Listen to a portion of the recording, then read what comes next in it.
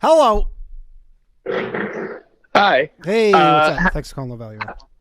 Yeah, no problem. I had a question first. I know you're a Sure. big sports guy, Yeah. but are you a fantasy sports guy? I'm not a fantasy sports guy. I had a fantasy basketball league that I was doing I did it for like 10 years, and then the commissioner recently changed the rules where it was like daily, and then I was like, you have to say your roster every Sunday, and then he changed it to like a daily like keeper league thing, and I was like, I'm done. It's too much of my mental. And I was getting smoked every year. I just didn't follow it enough. That'll do it. But based off that reaction, maybe then you'll like my opinion more. Okay.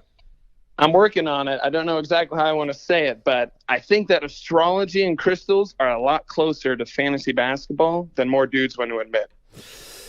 I mean, I don't know, because aren't there, like, I have a friend of mine, Zach, who he does like super high level fantasy baseball. He's like a really smart guy.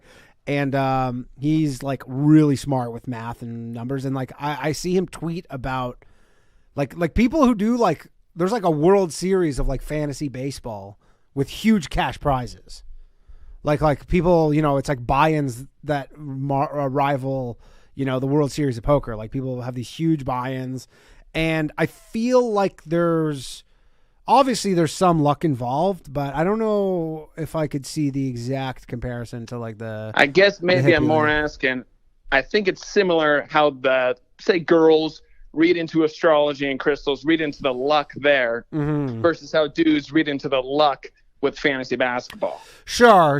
I mean, I could see like, you there is an element of luck in fantasy sports, but I remember when I was doing it, and week one, you just have like your first round pick tears his ACL, and you're like, all right, well, my season's over. But then it doesn't even necessarily need to be, because then there'd be some people who would be so into it that every time someone had a good game, you'd like go check and they'd already been picked up or whatever. I don't know. There's definitely a level where you can get really into it, but most of the people into fantasy sports aren't really into it. They're going to read into their best player tearing their ACL like some girl is going to look at a calendar and say she had a bad month because she's a Virgo. Yeah, I can maybe see that. I feel like the chicks are way more into.